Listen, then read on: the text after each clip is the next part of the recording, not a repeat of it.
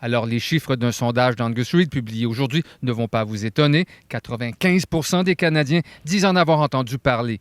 Mais ça ne veut pas dire pour autant qu'ils ont fait le saut dans leur assiette. 39 % seulement les ont essayés. Moi, je trouve que c'est correct si on aime ce type d'alimentation-là.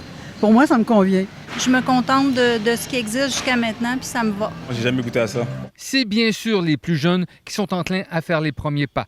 J'en mange quand même souvent parce que dans notre entourage, on a de plus en plus d'amis véganes. Dans cette tranche d'âge, 58 % les ont essayés. Si ce n'est pas le cas, ils vont le faire, ont répondu 48 % d'entre eux.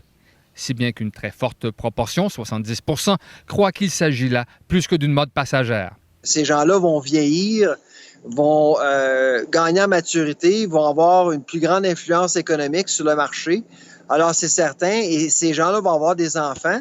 Et les véganes ou les végétariens tendent à élever de futurs végétariens et véganes. Le problème avec ces aliments qui veulent remplacer la viande, c'est quand on lit les ingrédients, on se rend compte que ce sont des aliments ultra transformés. Et il faut s'en tenir loin, nous disent les nutritionnistes. On aimerait ça dire pour l'environnement, c'est bon, mais en fait, une boulette végétarienne maison serait un excellent choix. Le bémol, c'est surtout le sodium, parce que dans tous les produits que j'ai analysés, là, j'en ai analysé des galettes 50, souvent, il y a beaucoup de sel. Et ne comptez surtout pas uniquement sur ces produits. Pour réduire votre tour de taille, vous raterez votre cible.